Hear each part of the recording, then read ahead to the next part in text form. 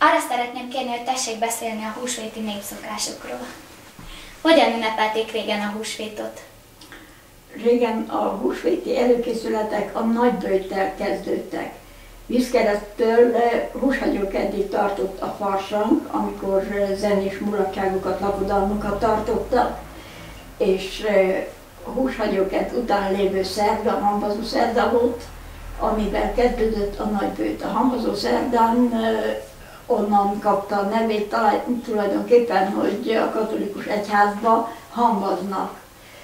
Az előző évre virágvasárnak megszentelt barkát akkor elégetik, és annak a hamujával a pap keresztet vagy rajzol az ember homlokára, és azt mondja,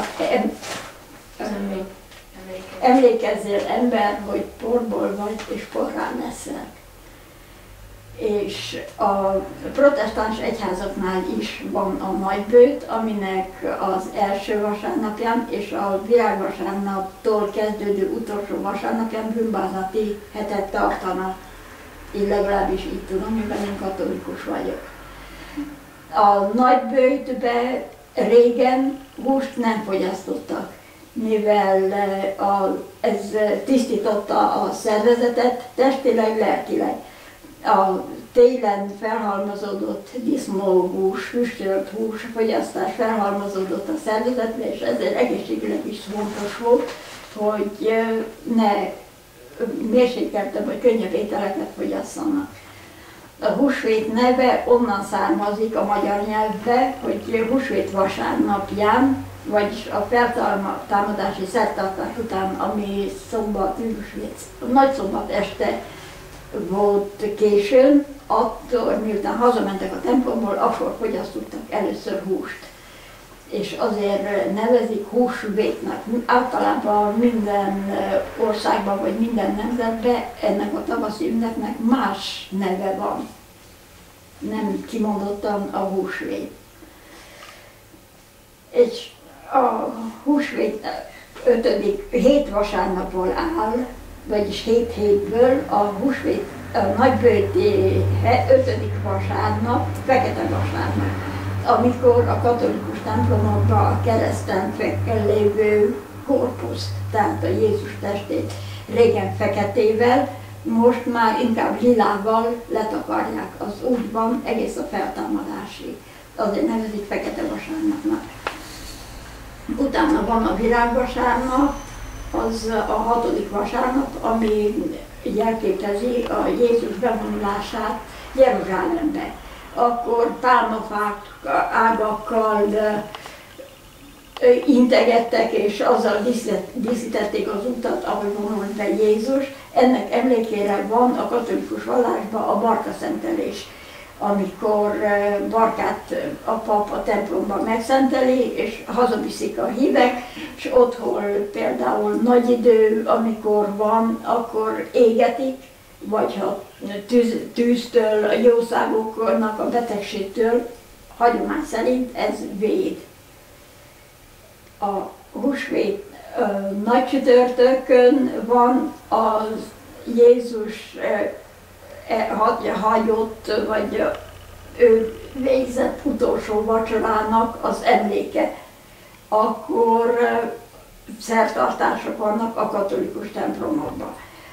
Nagypéntek a halálának az ünnepe, vagy évfordulója, vagy a megemlékezése, már ki hogy veszi, akkor a protestánsoknak is az nagy ünnep.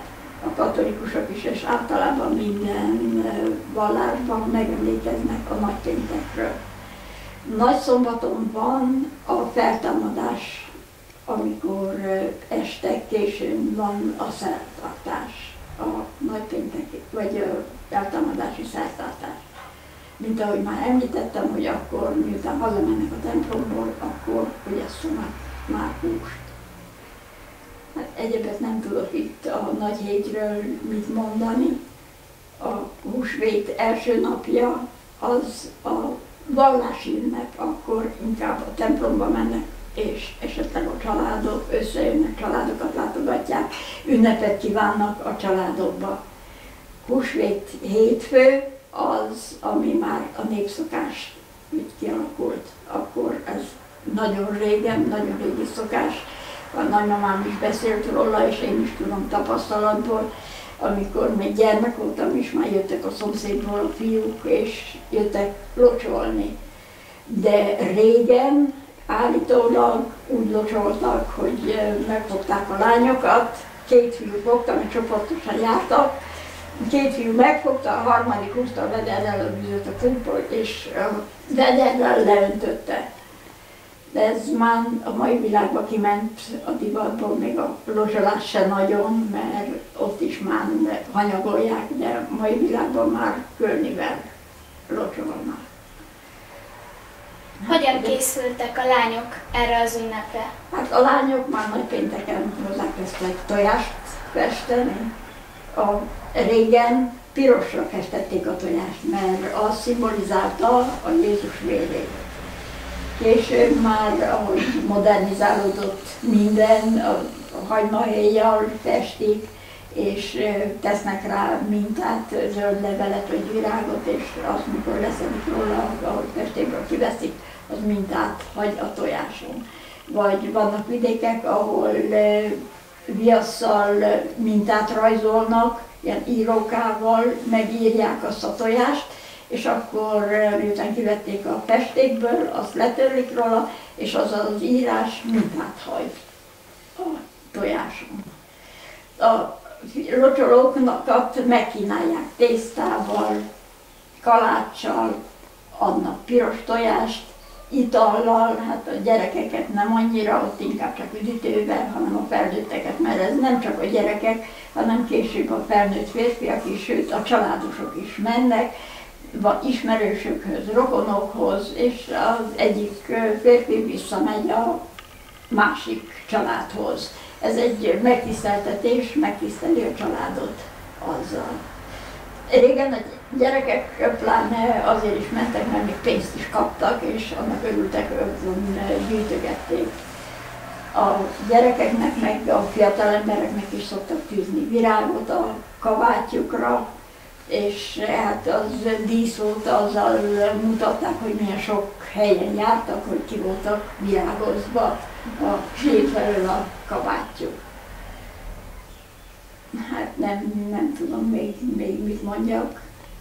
Esetleg tetszik emlékezni valamilyen locsolóversre?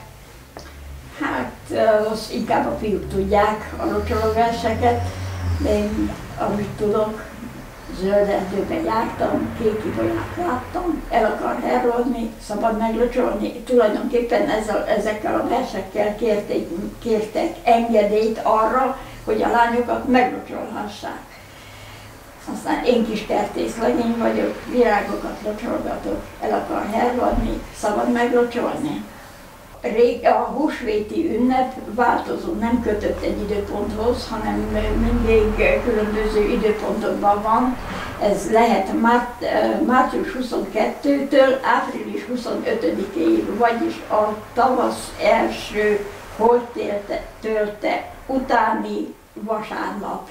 Akkor van mindig. Ez az ortodoxokkal ritkán van egyszerre, mert az ortodox vallás a Juliánus naptárt használja, és az más időpontot ír, mint a gregorián, a nyugati egyház a gregorián naptárt használja. Aztán hétfőt nevezik sok helyen fehér hétfőnek, vagy vízbemártó hétfőnek, ami jelképezi ezt, hogy meglocsolják a lányokat. Na még visszatérve, régen nagypénteken szokás volt, hogy a lányok napkelkelte előtt lementek a patakra, és megmosdottak. Csak akkor mondták, hogy vidd el víz, vették a vizet az arcukra, és akkor, hogy vidd el víz a szeplőt, és így verték a hátukra, hogy a szeplő menjen le, és menjen a hátukra inkább, hogy tiszta legyen az arcuk. A tojásnak és a locsolásnak is szimbolikus jelentősége van. Termékenység, varázsló ereje régen, azt mondták legalábbis, azért van a tojás, és azért ez a locsolás, hogy nagyobb legyen a szaporulat, vagy szóval ez a termékenységet varázsolja. Nagyon szépen köszönjük! Nagyon szívesen, többet nem tudok.